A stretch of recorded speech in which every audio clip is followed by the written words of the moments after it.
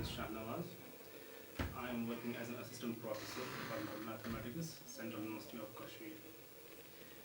Uh, in this course, we will be learning algebraic topology as an elementary course of algebraic topology. But for the sake of motivation, we will start with some history of algebraic topology. Algebraic topology starts in 1736 with Euler. Like most of the things in mathematics, all goes back to Euler. Euler has many things in mathematics which are after his name. There was a mayor in a town who wrote a letter to Euler, and he was telling him about the Königsberg and its bridges. So there was a town in Königsberg, and the town was like that. They had a river like this. They had the islands, and these islands were connected by the bridges like this.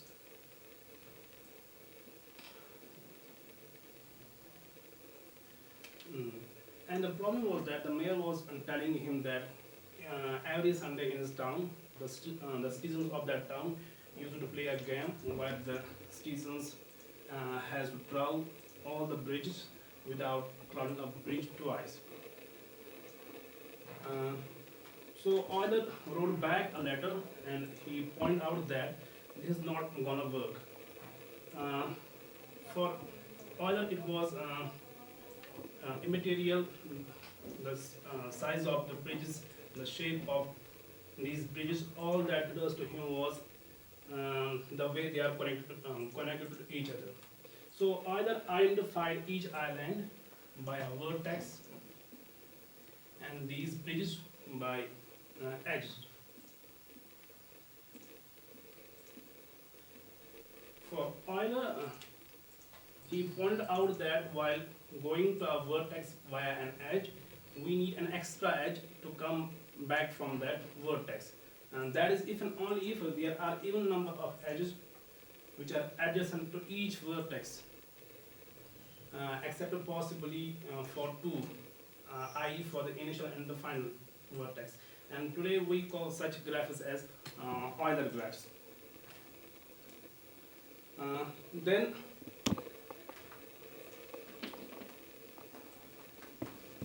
Euler presented a paper to Russian Academy where he pointed out that this kind of problem was not covered by any branch of mathematics. So he referred to this branch as the geometry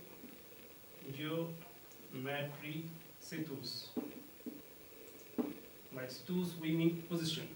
So in this kind of mathematics, we don't care about the size or the angles or the lengths. All we care about is the position. So this was the beginning of algebraic topology. After that, Euler came up with the Euler characteristics of a sphere.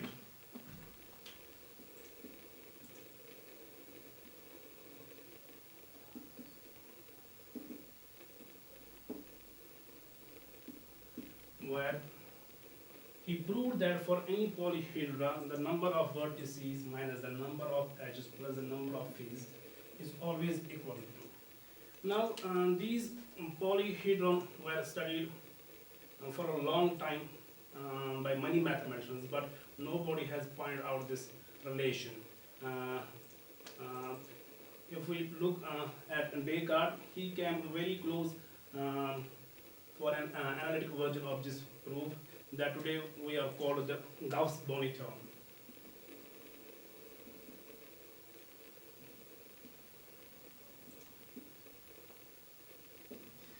So this was in, I think, 1752.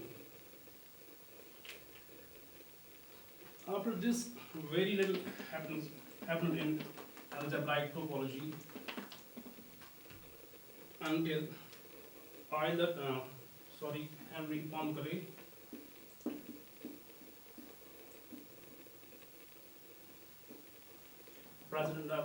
presented an amazing paper called the Analysis Situs.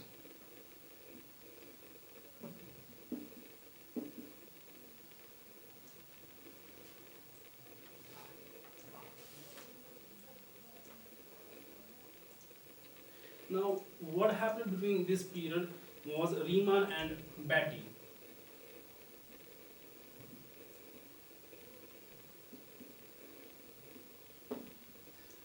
They were studying the connectedness in topological manifolds. By a manifold, we mean a surface which is locally flat. Now, what they were doing at that time, they were interested in the surfaces which have some curves like that. Now, they were looking for the curves. Suppose we can draw a curve around this neck here, we have a curve here, we have a curve here. Now, if we remove this curve here, this will disconnect the surface. Now, we have to look for those curves by removing of which the surface remains connected. For example, if we remove this curve here,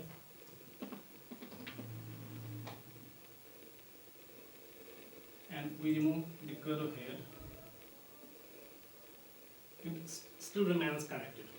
Now, they call this number IE the maximum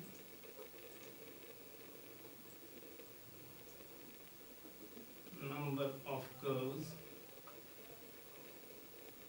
on removing of which the surface remains still connected.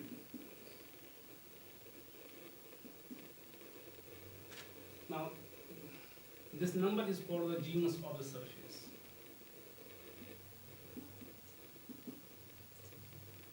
So, if we look at this surface, the genus here is 2 because there are two curves on removing of which the surface remains still connected. For example, if we remove this curve here and we remove this curve here, the surface is still remain in one piece.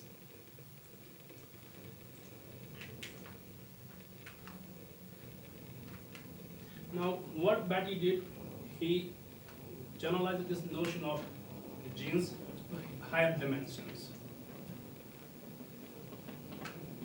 Suppose we have a three-dimensional manifold.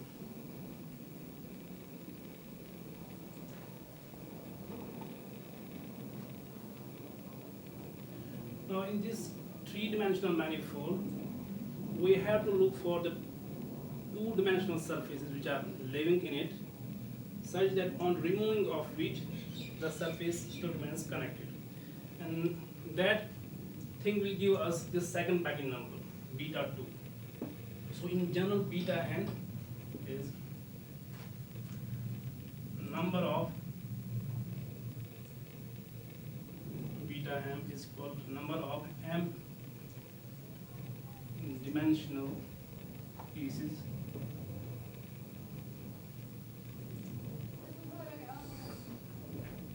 which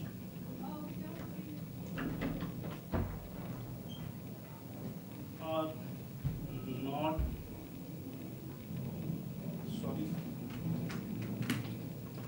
number of m dimensional pieces in this m dimensional manifold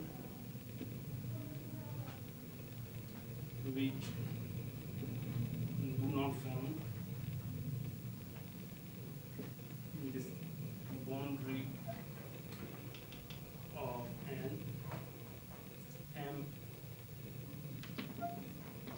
m plus 1 dimensional surface.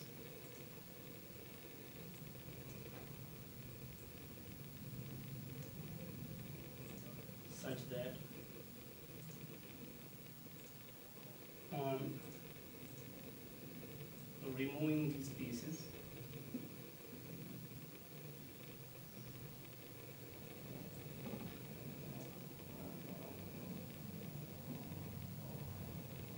surface is still connected.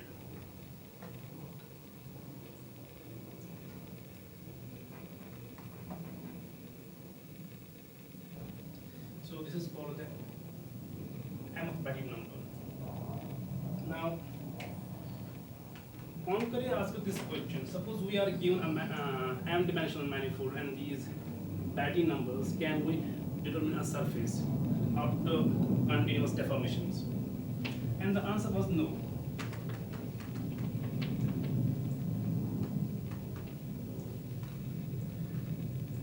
Poincare did the same thing but in different way. He took this surface, suppose the previous surface with genus 2. Now instead of curves, he looked for the loops. Suppose if we look this loop around this hole, if we are going to contract this loop, we are gonna get caught at this stage. At this stage, we cannot contract this loop further. However, if we take the surface of the sphere and we take some loop here, now we can contract this loop all down to this point. So these loops in some sense form a group that we call the fundamental group of a surface.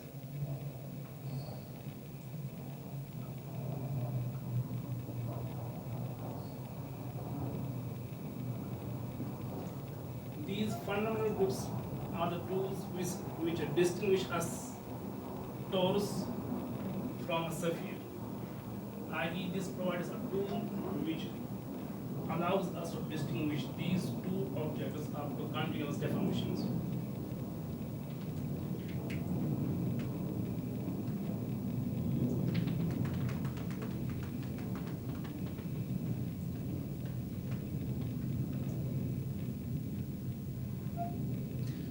So, Poincare answered this question, the question which I have mentioned earlier, given an dimensional manifold and these Betti numbers.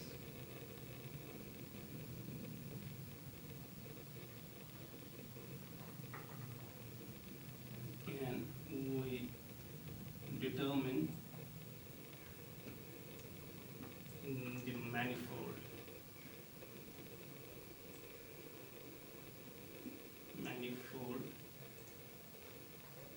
after the continuous deformation?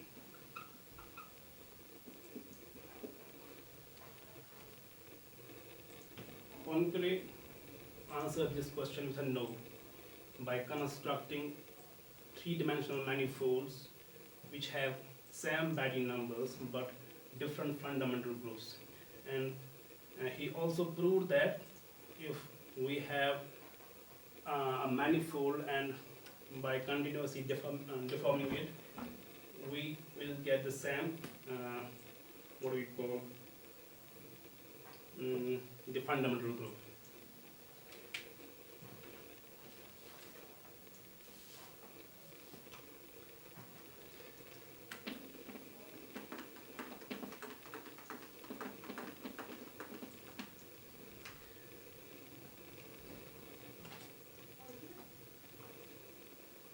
Poincare proved all this in an amazing paper known as Analysis Situs, where he almost introduced everything that we are going to learn in this lecture series. Now, there is something amazing about Poincare. All his proofs, all his articles, there was always some flaw in his articles. Now there is an amazing story about one of his articles. Uh, now there is a journal called Acta Mathematica. This was started by a Norwegian mathematician, Mette Glaffer. Now to start this journal, they set up a contest and they set up some mathematical problems. By solving those problems, they're gonna get their paper published in this journal and a handshake with the king. Now, that contest was won by Poincare himself. But on reading his proof of that problem, of that article, referees wrote letter to Poincare about his proof. They were not getting his proof. So Mette Glaffer had one of his grad students. He wanted him to solve that paper, and that student got stuck at some point, and he pointed out some mistake in his problem. And the problem that he won with was the stability of three bodies.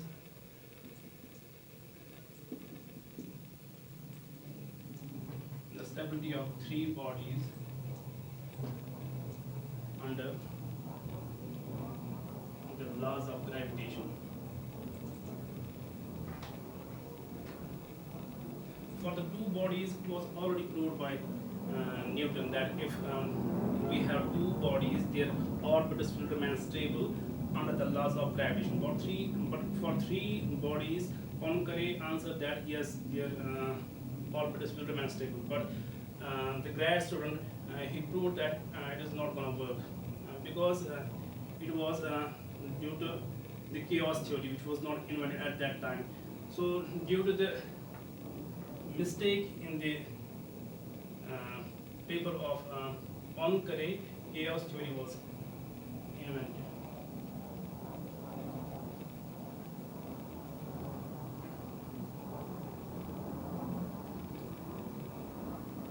Actually, Poincare was not planning on revising his manuscripts, and I think that is enough for the introduction. So we'll start with the homotopy.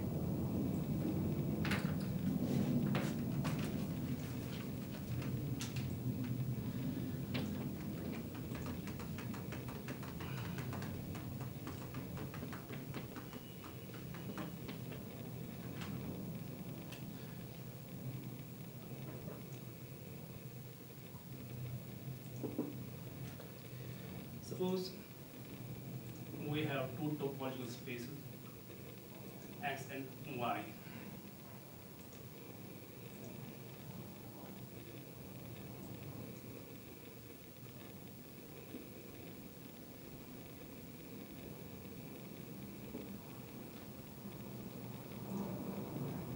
Then a homotopy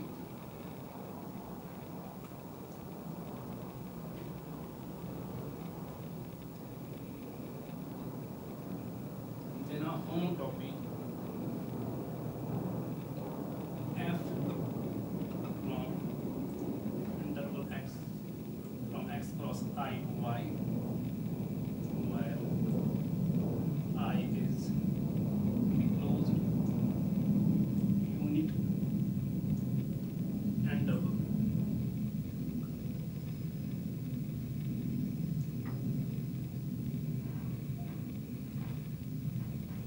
Actually, we can do like this.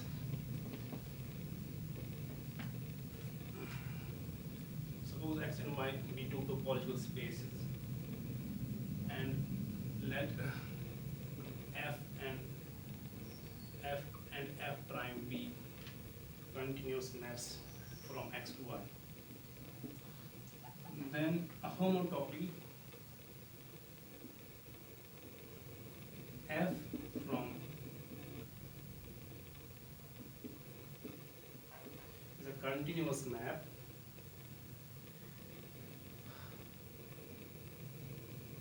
then a homotopy f from x cross I to y, where I is closed in interval 0, 1, is a continuous map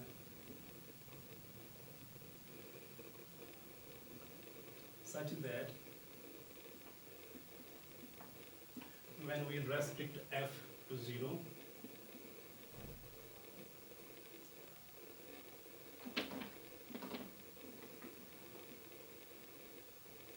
we get f, and when we restrict f to this thing, we get f prime. So this is a homotopy between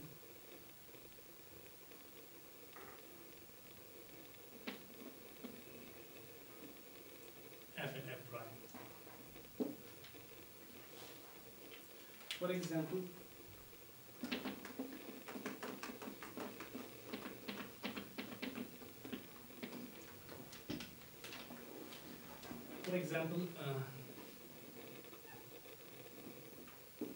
take f and f prime from 0, 1 r power n. Then there acts a homotopy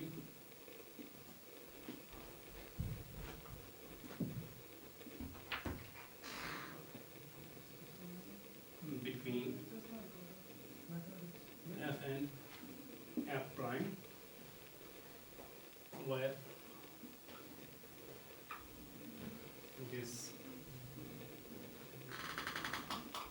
this f is from I cross I r power n.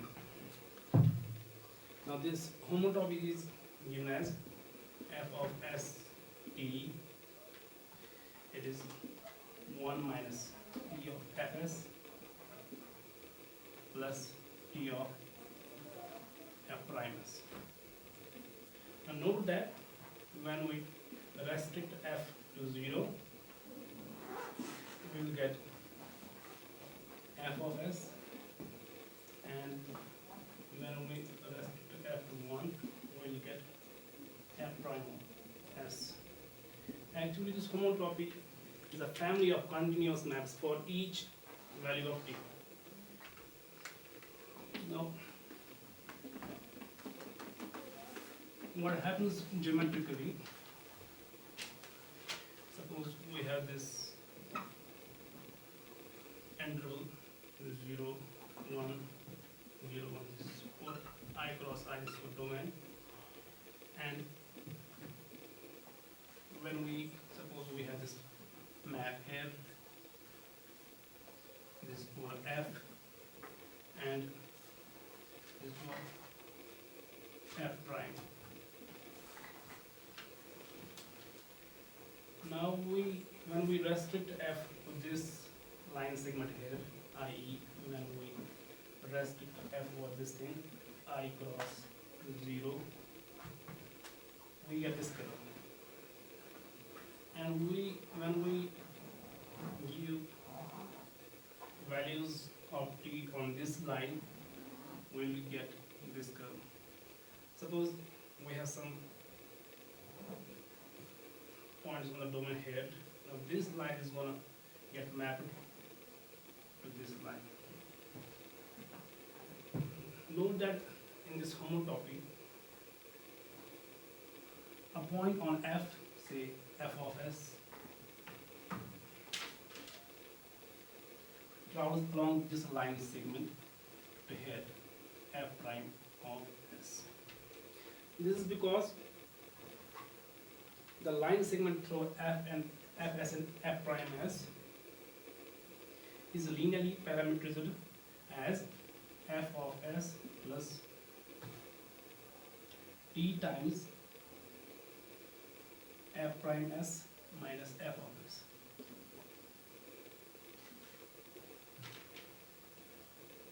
And that is same as 1 minus t of f of s plus t of f prime of s.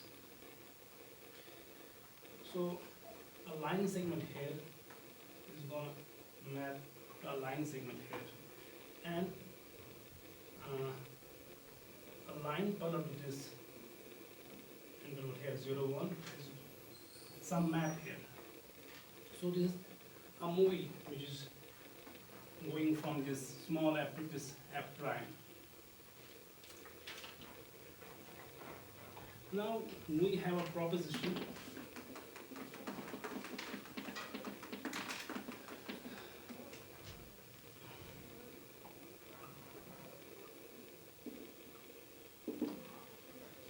homotopy is an equivalence relation on the set of all continuous maps from X to Y.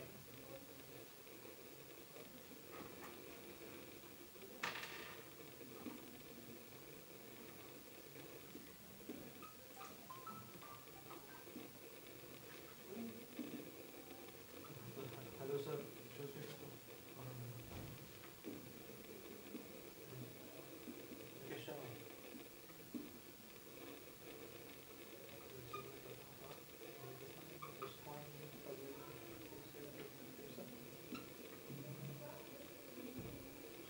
I.e.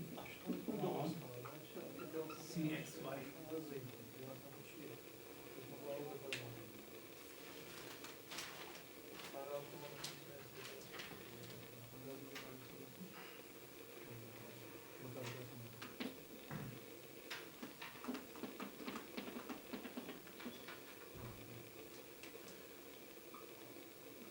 Now we know that an equivalence relation is something, some relation which is reflexive, which is transitive, and which is symmetric. As far as reflexivity is concerned, that is evident.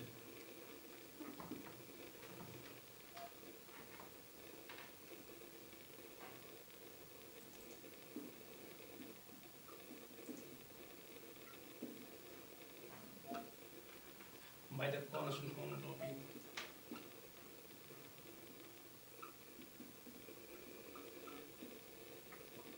I.e. F is homotopic to F. This is a notation for homotopy via the homotopy F of S T is F for all S and T I, where I is closed unit interval. That is, in this movie, we are going to stay all the time on F. Now, as far as symmetry is concerned, suppose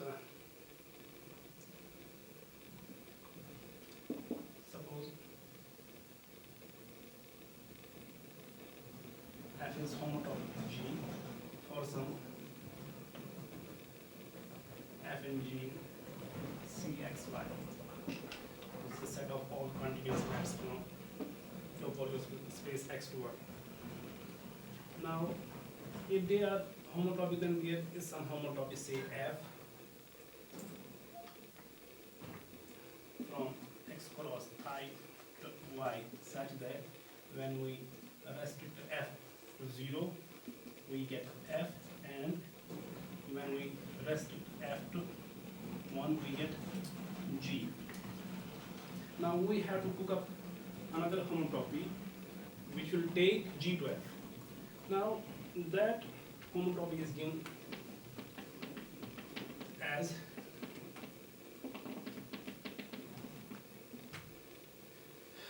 if we take this homotopy G of ST given as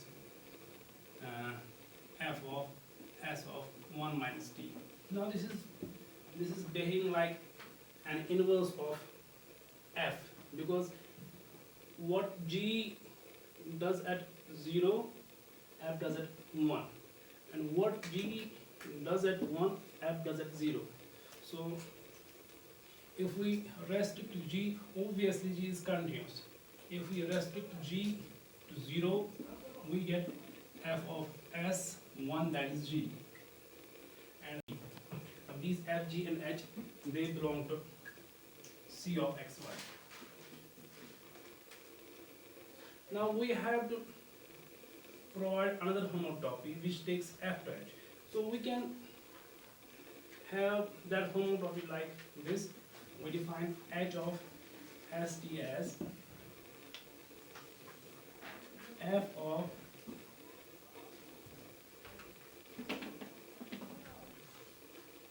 s comma 2t, where t is in this half interval 0 and 1 by 2, and this is same g of s of 2t minus 1, where this t is in the next half interval 1 by 2 comma 1. Now in this interval f travels twice as fast as this f.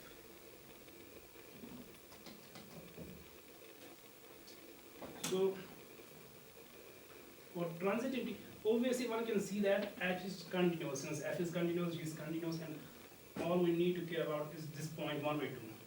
Now if we check continuity of h at 1 by 2, left hand limit, when we approach t to half from left, so we get f of s of 1, that is g, and when we approach t to half from right, we get g of s of 0, and that is again g, so it is continuous at half.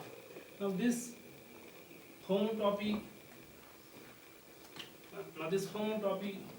when we restrict it at 0, we'll get f of s of 0, that is f, and when we restrict h to 1, we get g of s of that is 1, that is h. So we can say f is homotopic to h. So we have proved that this homotopy equivalence is this homotopy relation is an equivalence relation. I think that is enough for today's lecture. We hope that we'll meet in the next lecture, and we'll start with the homotopy of class. Thanks so much.